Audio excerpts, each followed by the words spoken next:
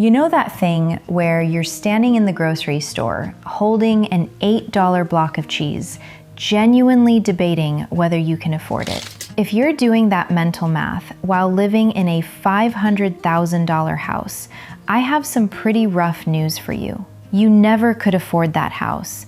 The bank lied to you. Your real estate agent lied to you. And honestly, you probably lied to yourself a little bit too. Because here's what nobody tells you about buying a house in 2026. There's a specific household income number that actually makes a $500,000 house affordable. Not bank-approved affordable.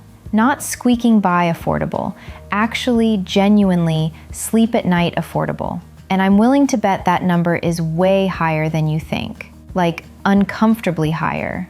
I'm an accountant who spent an embarrassing amount of time analyzing what people actually need to earn to comfortably own the homes they're buying. And what I've found is kind of disturbing. On this channel, I break down the financial realities that most people discover way too late, usually while they're standing in that grocery store, holding that cheese, wondering how they got here. So if you've ever felt like homeownership is crushing you financially, or if you're about to buy and want to avoid becoming the person doing grocery store math, hit that subscribe button. Because what I'm about to show you might completely change how you think about the biggest purchase of your life. Now, before we get into the actual numbers, let me paint you a picture of what we're dealing with in 2026. You walk into an open house. It's listed at $485,000. It's fine. Not your dream home, but fine. 3 bedrooms, 2 baths, built in 1987, needs some work. The kind of place that would have been called a starter home 10 years ago. You and your partner make $140,000 combined. You've saved $60,000 for a down payment. You've been renting for 6 years, paying $2,400 a month, and you're so tired of it. Your landlord just raised your rent again. Your friends are buying. Your parents keep asking when you're going to stop throwing money away on rent. So you run the numbers. With 7% interest rates, your monthly payment would be around $3,200, including property taxes and insurance. The bank pre-approves you. You can technically afford this. The mortgage calculator says so. Your real estate agent says so. Everyone says so.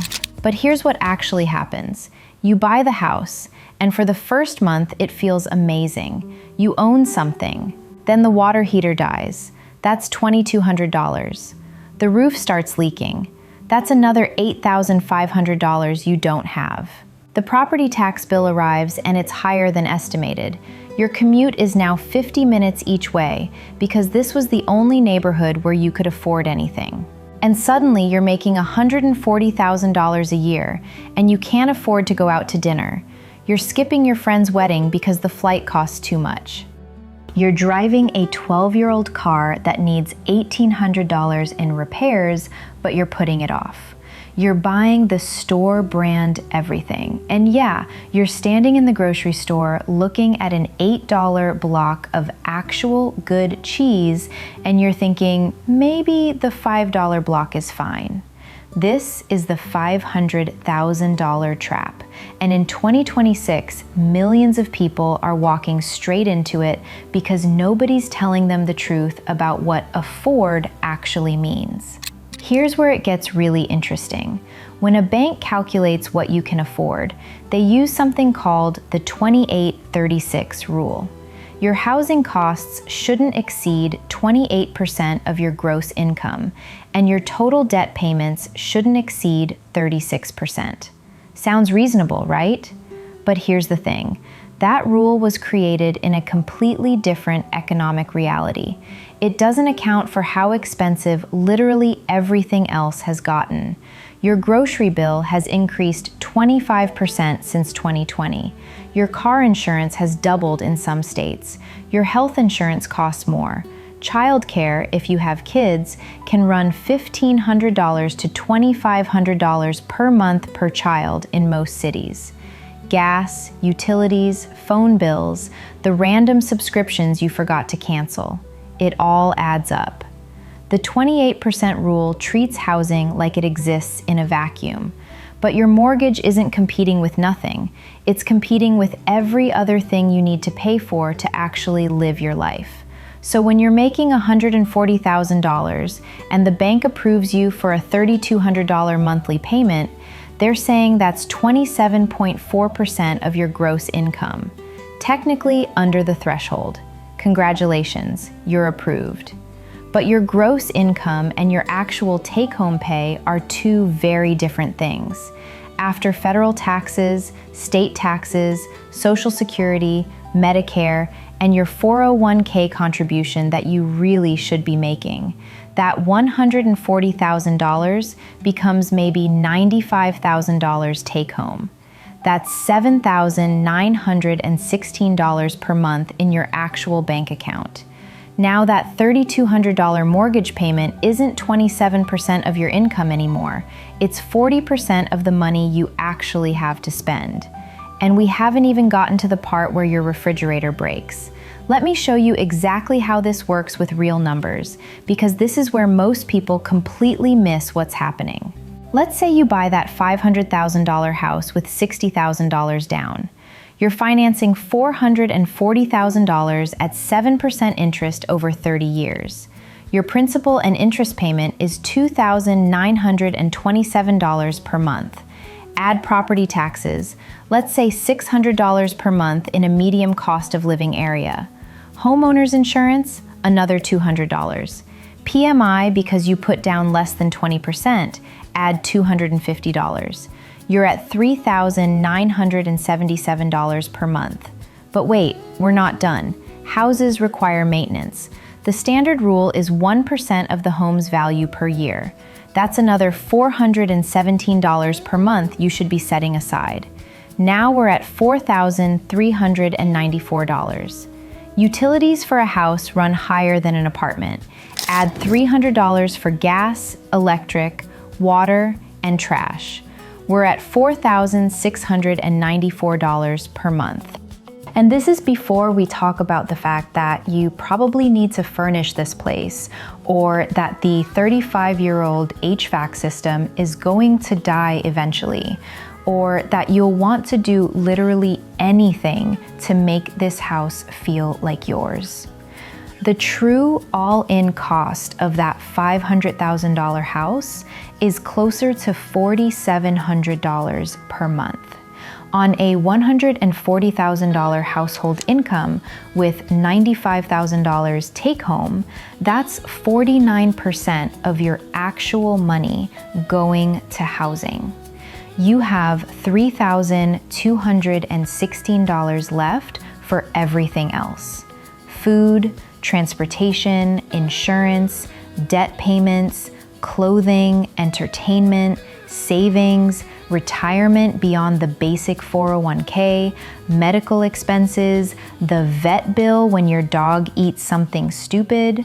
This is why you end up doing mental math in the grocery store. But here's where it gets even more interesting.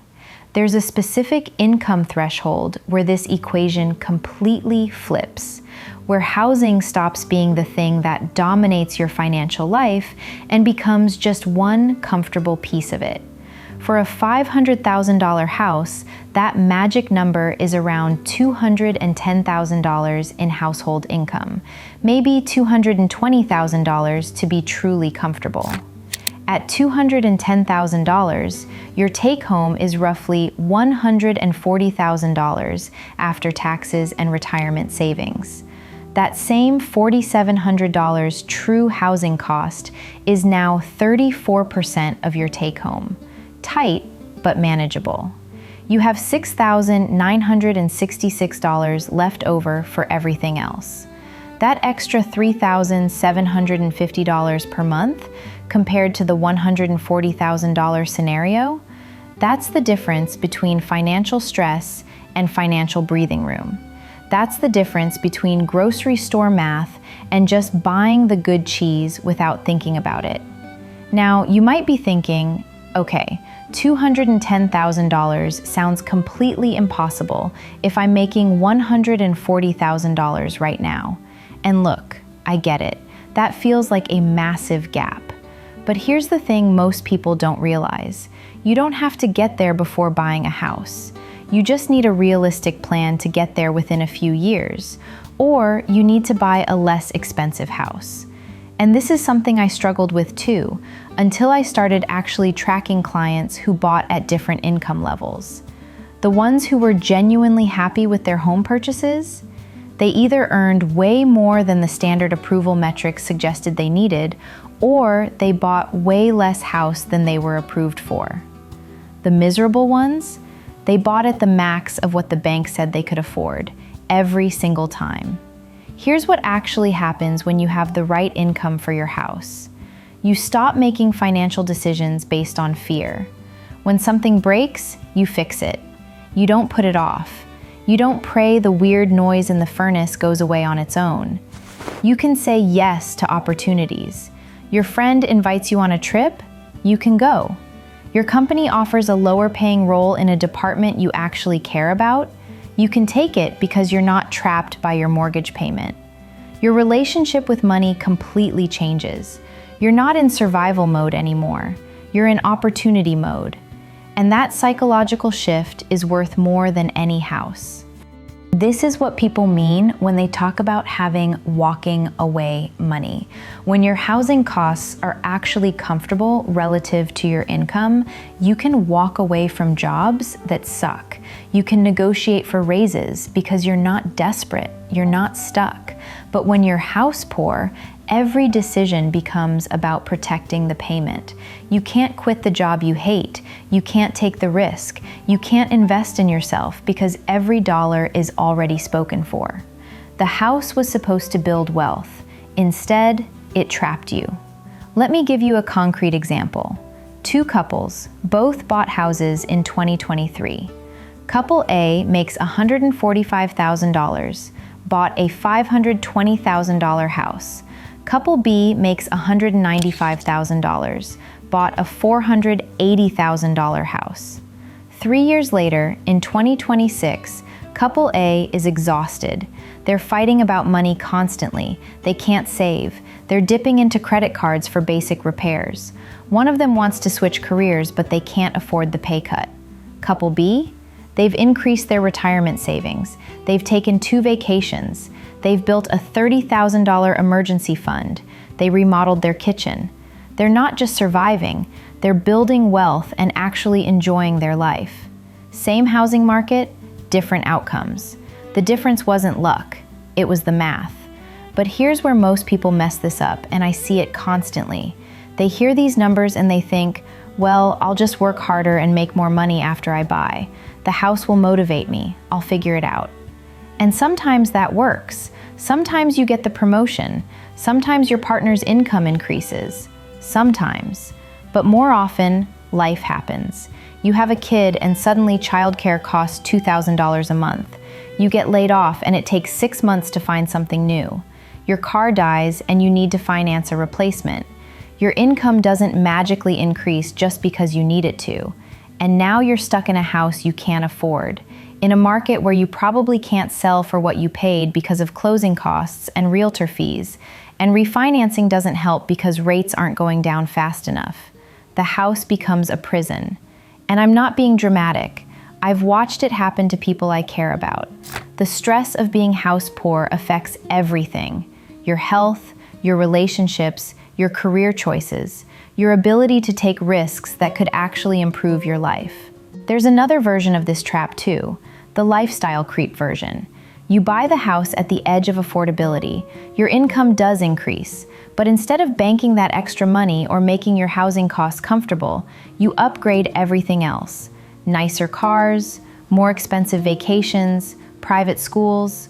Suddenly, you're making $220,000 and you still can't afford the cheese because you've inflated your lifestyle to match. The income threshold only works if you actually use it to create breathing room, not permission to spend more. Here's the truth that nobody wants to hear. In most American cities in 2026, a $500,000 house requires a household income between $200,000 and $240,000 to be genuinely comfortable. That's not top 1% income, but it is top 15 to 20% depending on where you live, which means the math is brutal. The houses being marketed as starter homes or middle-class homes now require upper middle-class incomes. The gap between median household income, which is around $75,000 nationally, and what you actually need to comfortably afford median home prices has never been wider.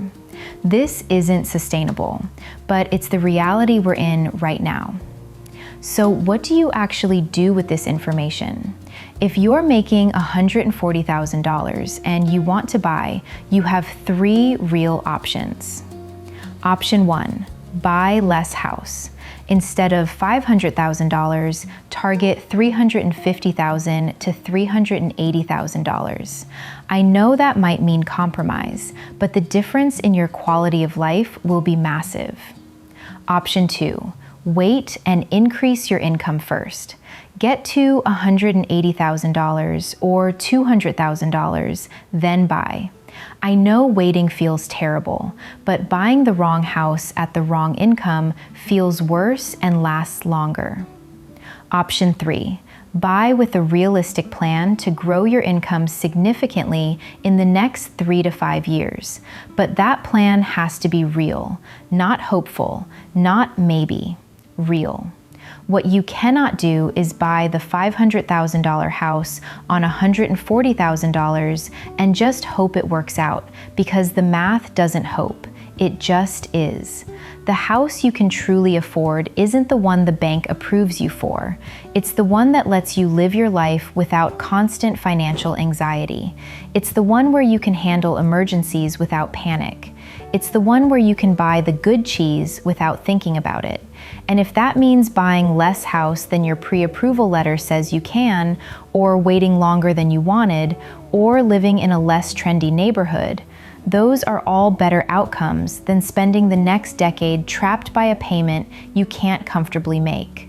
Your future self is either going to thank you for being patient and realistic, or they're going to resent you for the financial prison you built. The decision you make today determines which version of that future you get. The bank wants you to borrow as much as possible. The real estate agent wants you to buy as much as possible. But you should want to buy exactly as much house as lets you build wealth and live comfortably, nothing more. Remember this, being house poor isn't noble. It's just poor with a mortgage.